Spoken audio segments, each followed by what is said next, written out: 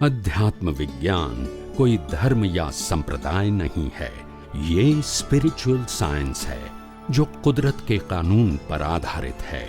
ये विज्ञान पूरे ब्रह्मांड के सभी रहस्यों को उजागर करता है और जीवन के सभी पहलुओं को समझने के लिए एक नई दृष्टि देता है। इसी को आर्ट ऑफ विजन कहते हैं, दुनिया को देखने की एक नई दृष्टि, जो अध्यात्म विज्ञानी परम पूज्य स्वामी श्री कमलेशानंद जी के निर्देशन में सनातन सत्य का अनुसंधान कर हमारे जीवन को प्रकाशित करे। जय सच्चिदानंद। श्रीमद जी को 6 वर्ष की आयु में वो जागेश्वर ज्ञान हो गया, बट एक से जब उनका बर्थ हुआ 6 वर्ष के बीच में जो उनका बीज जले हैं उनके माता पिता के साथ जो भी है, उसका कैसे मेल्ट होता है, वो कैसे खत्म होता है? नहीं, वो तो देखो, मैंने पहले भी कहा कर्म अज्ञान से बनते हैं, कर्म क्रिया से नहीं बनते। हाँ, ठीक है जी। और दूसरी बात यह है कि अज्ञान को मिटाना आसान है, कर्म को मिटाना हमारा सब्जेक्ट नहीं है। कुदरत संजोग देगी तब ही मिटेगा जी। तो अज्ञान तो कभी मिटा सकते हैं।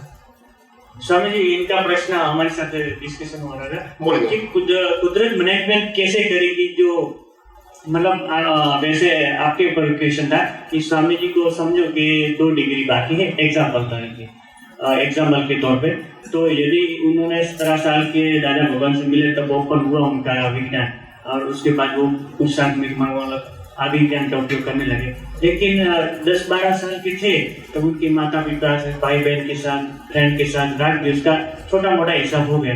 अब यहाँ से जो सहायक क्षेत्र है, जो महाविद्य क्षेत्र जिसे कहते हैं, 15 कर्म भूमि के बारे में आपने बताया, जिसमें वहाँ से मोक्ष से जा सकते हैं, दूसरा कोई क्षेत्र अभी मोक्ष के लिए सहायक नहीं है, तो वहाँ से 2 डिग्री स्वामी जी खत्म कर लेते हैं, अज्ञान नाश हो जाता है, केवल 10 हो जाता है, केवल ज्ञान का बीज पर। अब वहाँ से उनको केवल ज्ञान के लिए वही क्षेत्र मतलब सहायक है। तो यहाँ जो उनका फ्रेंड था एग्जाम्पल, वो विज्ञान भी नहीं जानता है, ज्ञान भी नहीं जानता, कुछ भी नहीं जानता, सिर्फ नॉर्मल मानस है। तो अब उनका जो हिसाब हो गया, वो कुदरत कैसे मैनेजमेंट करती है, वो इनका प्रश्न है कि कैसे हिसाब पूरा कर रहे हैं। प्रश्न सामने वाले का कर्म जो हमारे साथ बंधा है उसका प्रश्न है नहीं? हाँ, पहले क्लियर कर दो या फिर इसमें प्लस नहीं करने का। मैं उत्तर दूंगा तो फिर प्लस करेंगे, मेरे को मालूम है तुम करोगे ही, वो पहले बोल देता हूँ। मैं फिर से क्लियर कर देता हूँ। वो क्लियर करोगे कि वो फ्रेंड आपका है और आपका साथ जो भी छोटा मोटा जो भी, मेरा कहते कि उनका कहते हो, आप तो घुमाओ मत। वो मैं आपने क्या कहा कि उन्होंने जो आपके साथ कर्म बनाए, आप दोनों का थोड़ा आपका भी हिसाब हो गया होगा ना। अभी ऐड किया, अभी दोनों का हुआ, पहले एक का हुआ था, नहीं सामने वाले का बनाया, अभी 2 का हुआ। नहीं, मैं ऐसे ही बोला कि 10-12 साल में आपकी बात भी विज्ञान नहीं था, ओपन नहीं हुआ था, तब आपको भी छोटा मोटा रैंकलिस्ट हो गया होगा फ्रेंड के तौर पे। अब आपको विज्ञान मिल चुका है 17 साल के बाद, तो आप तो गुस्सा के मार्ग में चला, लेकिन आपका फ्रेंड तो नॉर्मल जिंदगी में चला गया है, जैसे भी उनका उद्देश्य था। अब आप बाहर के क्षेत्र जाते हैं, सहायक क्षेत्र में, वहाँ आपको 2 डिग्री आप खत्म कर लेते हैं और आपको केवल 10 हो जाता है, केवल ज्ञान का बीज बढ़ जाता है। उसके बाद आपका लास्ट बर्थ होगा केवल ज्ञान के लिए। એટલે ये इन भाई प्रश्न हम ये बोलते ये सब कैसे पूरा होगा, क्योंकि वो तो सिद्ध क्षेत्र चला जाएगा और इसके साथ राग द्वेष हो गया है। એટલે कुदरत कैसे मैनेजमेंट करती है, कैसे हिसाब देगी, इन ऐसा क्वेश्चन करना चाहते हैं। सबसे पहली बात ये है,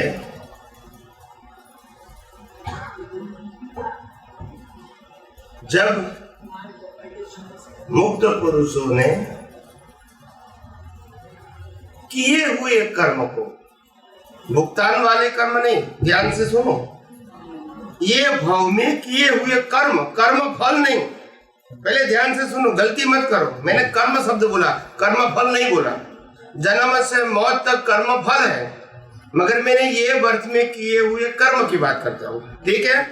गलती मत करना, दोनों को जोड़ने की कोशिश मत करना, कर्म और कर्म फल को। ये अवतार में किए हुए कर्म को मिटाने के लिए प्रायश्चित बताया है। यस और नो बोलते नहीं है, हाँ के ना तो बोलो, जोर से बोलो ना। Yes yes. तो साबुन दे दिया, बोलते नहीं है। हाँ दे दिया। साबुन दिया कि नहीं, वॉश करने का, ये वक्त की बात करता हूँ मैं। आप समझे ना? तो ज्ञानी पुरुष जो कर्म बनते हैं उसके पीछे जो अज्ञान है वो अज्ञान को ही मिटा देता है। तो कर्म का पावर ही नहीं देता है। पावर क्या है? अज्ञान है। क्या है? राग करना, द्वेष करना, इससे जो कर्म बनता है वो पावर क्या है? अज्ञान। बिना अज्ञान राग द्वेष कर सकते हैं? नो, नहीं कर सकते। तो वो अज्ञान निकाल देते हैं। क्या निकाल देते हैं? जैसे मोबाइल है, इसमें आप दुनिया देख सकते हैं आप, ठीक है, मगर उसमें से बैटरी निकाल देगा, बोलते नहीं है ना स्वामी जी, बहुत समझ में आया कि आपने। तो ये उनका पावर बैटरी है। क्या है? ऐसे जन्म मरण का और कर्म बंध का कारण क्या है? अज्ञान। और कर्म बनने का कारण भी क्या है? अज्ञान। और वो अज्ञान मिटा सकता है इस अर्थ में। कर्म को माइंड भी कर सकता है, वो धार्मिक मार्ग है, मगर आध्यात्म के मार्ग में कर्म को मिटा सकता है। कैसे? जैसे गलती हो गई उसमें अज्ञान का उपयोग हो गया एट दैट टाइम, कि मैंने किया या उन्होंने किया, ऐसा हो गया। ज्ञान या विज्ञान होते हुए भी उपयोग अज्ञान का हो गया और कर्म बंद भी हो गया। मगर जब भी मालूम होगा तो इसको इरेज कर सकते हैं कि जो भी मैंने सपोर्ट दे दिया अज्ञान से, आप समझे ना? तो ये कर्म मोक्ष मार्ग के लिए लायक और सहायक नहीं है, इसीलिए इस प्रकार की प्रकृति नहीं होनी चाहिए। ये समझ में आया, लेकिन ये क्वेश्चन ये है कि 10-12 साल का जो क्वेश्चन हमने पूछा, पूरा साल का हम कैसे करेंगे? पूरा एक दिन कैसे याद रह जाएगा? याद करने का ही नहीं है ना, याद करने का ही नहीं है। यहाँ तो सभी प्रकार के कर्मों का कारण है अज्ञान, और जब अज्ञान ही नहीं रहा, इसीलिए तो पूरी लाइफ की भुगतान भी हमको मोक्ष के मार्ग में बाधा नहीं कर सकती है। पूरी लाइफ का जो अज्ञान का फल निकल रहा है, जन्म से मौत तक पूरी लाइफ का जो फल है वो तो अज्ञान का फल है, मगर वो भी बाधक नहीं बन सकता है क्योंकि अज्ञान नहीं है। यानी अज्ञान का कितना पावर है, और अज्ञान नहीं है तो कुछ भी नहीं कर सकते हैं कुदरत। ये दोनों बता रहा हूं मैं। अज्ञान है तो कुदरत से मुक्ति पाना भी संभव नहीं है। स्वामी जी बीच में बोले। जैसे ये जो कह रहे हैं उसमें ये है कि आमने सामने जो कर्म बांधे हैं उसमें से 2 व्यक्ति हैं, तो उसमें से एक पहले मैंने पूछा कि एक व्यक्ति की बात कर, तो फिर उन्होंने 2 कर दिया, 1 का 2, फिर अभी 2 करोगे, फिर अभी 1 करना है तो 1 का भी जो उत्तर दूंगा कोई बात नहीं। 2 व्यक्ति में से एक व्यक्ति महाविदेश चला जाता है, और वो जो दूसरा व्यक्ति था उसके साथ जो कर्म थे वो उसने वॉश आउट नहीं किए, लेकिन पहुंच गया महाविदेश क्षेत्र। अभी ये दूसरे व्यक्ति के साथ का हिसाब तो पेंडिंग है, लेकिन महाविदेश क्षेत्र में उसने अपने ज्ञान की दशा ऊंची कर ली और केवल दर्शन प्राप्त कर लिया। तो अब ये जो पीछे जो पेंडिंग रहा, तो उसके लिए क्या वो लौट के यहाँ आएगा या वहां से वहां चला जाएगा? कि हिसाब कैसे पूरा होगा? नहीं, हिसाब तो पूरा होगा।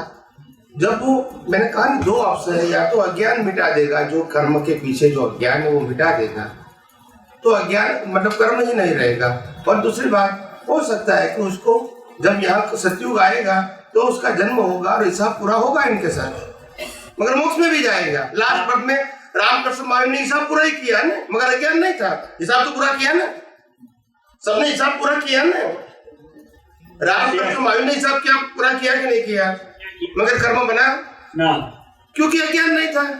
वो बात हुई, वो मुझे स्वीकार है। तो ऐसा अभी देखो, कुदरत के कानून में क्या हो सकता है, ये केवल ज्ञानी का प्रश्न है, मगर मैंने क्या कहा, कुदरत के कानून में इस प्रकार की संभावना हो सकती है, नहीं हो सकती है कि वहां अज्ञान मिटा के भी जा सकता है। जैसे मैंने कहा कि ये वर्ष में बनाए हुए कर्म को वो उसमें अज्ञान निकाल दे तो कर्म ही नहीं रहेंगे। Number 1 option.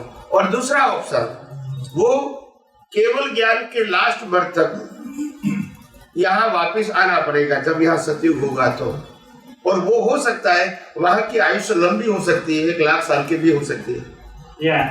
महाविदेश क्षेत्र में तो है, आपको सबको मालूम है, नरगति में भी लंबा है, देवलोक में भी लंबा है और महाविद्य क्षेत्र में भी लंबा आयुष्य है।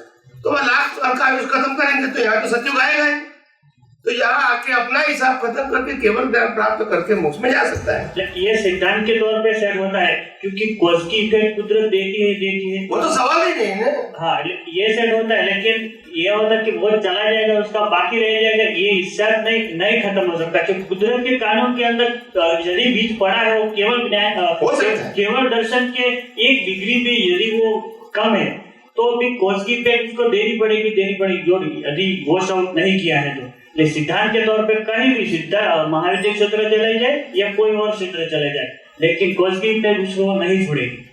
और इसीलिए मैंने कहा ना कि ये हो सकता है, और आप सब लोगों का सद्भाग्य है कि जब आपके सामने अनुभवी पुरुष होता है तो सभी प्रकार के प्रश्नों का उत्तर भी शांति से नहीं तो बोलेगा तुम्हारे को जरूरत नहीं है बोलते नहीं, यही उत्तर मिलेगा ना। मैंने कोई प्रश्न को टाला है कभी नहीं। I will try my level best to convince you.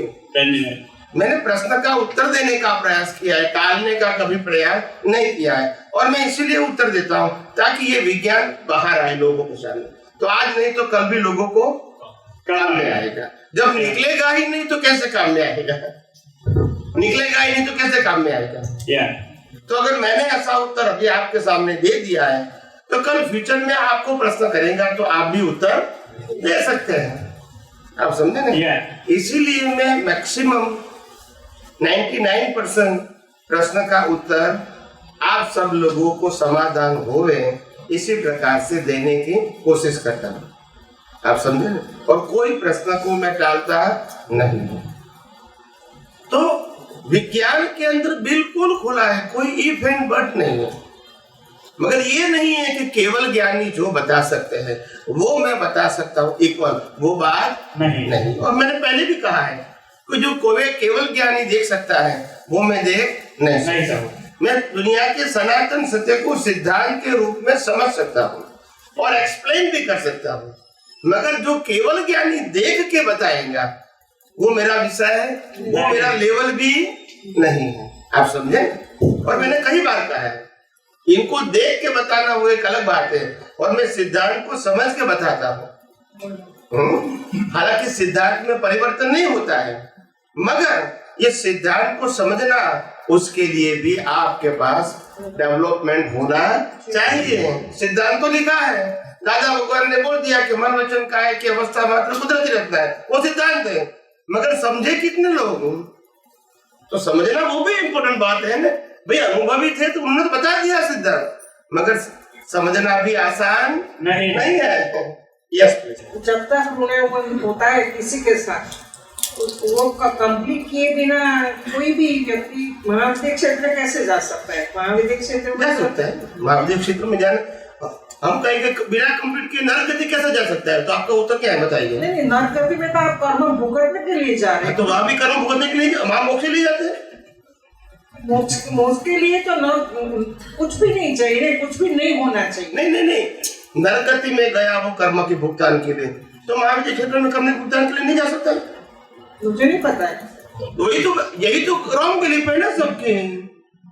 और इसीलिए मेरे को बोलना पड़ा कि महाविद्य क्षेत्र में, अभी सुन लो, मैंने बहुत बार कह चुका हूँ, महाविद्य क्षेत्र के अंदर सबसे पहली बात हमारा जो भरत क्षेत्र है वो 6 कॉन्टिनेंटल से बना है। इसका नाम है भरत क्षेत्र, भारत देश नहीं, भरत क्षेत्र। वो 6 खंडों से बना हुआ है, और महाविद्य क्षेत्र भरत क्षेत्र से 32 टाइम बड़ा है। कितना? 32 टाइम, 32 गुना बड़ा। यानी आपको साइज मालूम होना चाहिए, नंबर 1। नंबर 2, तो इतनी बड़ी साइज है तो पॉपुलेशन भी होगी, या सुनो, इतनी बड़ी पॉपुलेशन के अंदर महाविद्य क्षेत्र में, 1 महाविद्य क्षेत्र में राइट नाउ एक महाविद्य क्षेत्र में 4 तीर्थंकर हैं। कितने? और कभी 2 तीर्थंकरों का प्रत्यक्ष मिलन होना संभव नहीं है, बोलते नहीं है, एक ही क्षेत्र में है, अलग अलग नहीं। वो भी तीर्थंकर, मगर दोनों का मिलन नहीं। देखो कितना यूज क्षेत्र होगा, समझने के लिए बता रहा हूं। उसमें से अभी सब्जेक्ट लाते हैं सिमंदर स्वामी भगवान का। तो कुल टोटल पॉपुलेशन ऑफ महाविद्या क्षेत्र टोटल 32 गुना ज्यादा है, वो टोटल बोलेंगे। इसका 1% लोग ही सिमंदर स्वामी को जानते हैं। 1% पूरे महाविद्या क्षेत्र की जो पॉपुलेशन है उसका 1% लोग सिमंदर स्वामी को जानते हैं। समझ में आया? उसका 1% लोग उनकी परसदा में बैठते हैं, परसदा है नहीं, उनके सत्संग में। जानने का मतलब ये नहीं कि उनके पास बैठते हैं। रामकृष्ण मौर्य को भी हम जानते हैं, मतलब ये नहीं कि हम सब जगह जाते हैं, जानते वी नो। उसमें से 1% लोग उनके पास भी जाते हैं प्रत्यक्ष रूप से। इनमें से 1% लोग दीक्षा भी लेते हैं। इनमें से 1% लोग मोक्ष में भी जाते हैं। अभी तुम्हारा नंबर कब आएगा देख लो। और इसीलिए ड्रीम की जरूरत नहीं है, फॉलो द फैक्ट, वास्तविकता जानो। ये लोगों ने कल्पना बना दी, यहाँ से महाविद्या क्षेत्र और मोक्ष, ये थोड़ी ऐसा है। ये क्षेत्र भरत क्षेत्र है, महाविद्या क्षेत्र है जहाँ हमारे जैसा जीवन है। और सबसे बड़ी बात यह है आपको समझाने के लिए, यहाँ से 7वीं नरक में जाना संभव नहीं है, वहां से जा सकते हैं। बोलते रहिए हैं, सतयुग में से 7वीं नरक में भी जा सकते हैं और छठे देवलोक में भी, यहाँ से छठे देवलोक में भी जा नहीं सकते और 7वीं नरक लोक में और मोक्ष में भी। इतना सारा जानते फिर भी कहता है महाविद्या क्षेत्र इज इक्वल टू मोक्ष। अभी क्या करेंगे? नहीं, मतलब समझने की कोशिश करो, बी प्रैक्टिकल। अपने आप को ड्रीम, अपनी सोच को ड्रीम मत बनाओ, बी प्रैक्टिकल। भले लोग कल्पना से कुछ भी कहेंगे, वो इसका इम्पोर्टेंट नहीं है, सबको अपनी बात कहने का अधिकार होता है।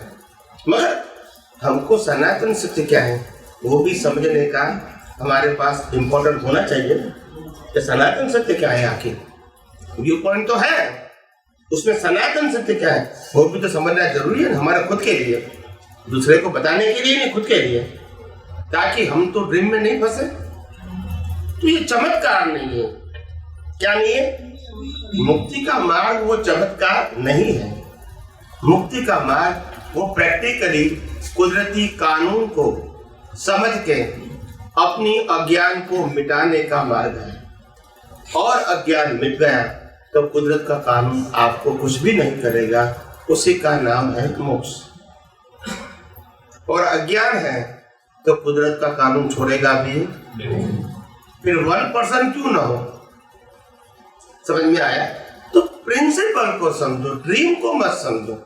और इसीलिए मैं अपने सत्संग में अपनी मर्जी से महाविद्या क्षेत्र सिमंदर स्वामी वो टॉपिक ही नहीं निकालता हूं, क्योंकि why I follow the format. Why? हम तो साइंस की बात करना चाहते हैं। Why put up the title और the place and person? Why?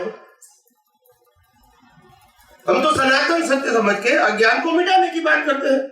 इसमें व्यक्ति कहां से आ गए, क्षेत्र कहां से आ गया, बताइए मेरे को। यही तो फॉर्मेट है। कुदरत हमको देंगी, वो हमारा सब्जेक्ट नहीं है। आज हम नरकती की बात क्यों नहीं करते हैं? क्यों नहीं जाएंगे वहां?